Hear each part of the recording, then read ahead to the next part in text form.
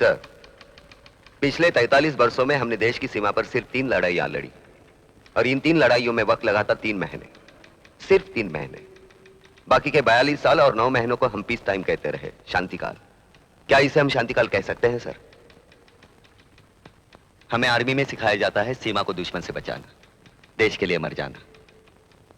हमारे कुछ कर्तव्य हैं, मैंने उन्हीं का पालन किया है। मरने की कोई जायज वजह तो होनी चाहिए। हमारे लिए वजह है देश। लेकिन देश का मतलब क्या है? सड़कें, इमारतें, खेत खलियान, नदियां, पहाड़, बस इतना है। और लोग, वो कहां हैं? किसे बचाएं हम? सीमा पर तो हमें मालूम है गोली किस पर चलानी। यहां जिधर भी देखो दुश्मन ही दुश्मन है, और दुश्मन फिर दुश्मन है। फर्क सिर्फ इतना है, एक सीमा के उस पार, एक सीमा के इस पार। और इस पार का दुश्मन कहीं ज्यादा खतरनाक है सर, जो देश को दीमक की तरह चाटता जा रहा है, खोखला बनाता जा रहा है। फिर इस दुश्मन से लड़ना हमारा कर्तव्य नहीं है, हमारा हक नहीं है। और हक के लिए लड़ना कभी गलत नहीं हो सकता। मैंने कोई गलत काम नहीं किया। मैं फौजी हूं।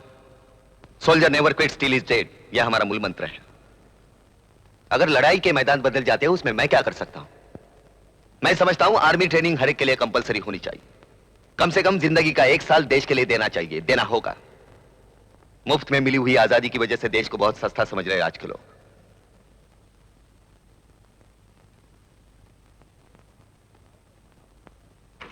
मेजर चौहान के दिमाग पर समाज की बुराइयों ने गहरा असर डाला है, जिससे वो अपनी भूमिका भूल गए और दूसरों की जिम्मेदारियां अपनी समझकर समाज को सुधारने की गलती की।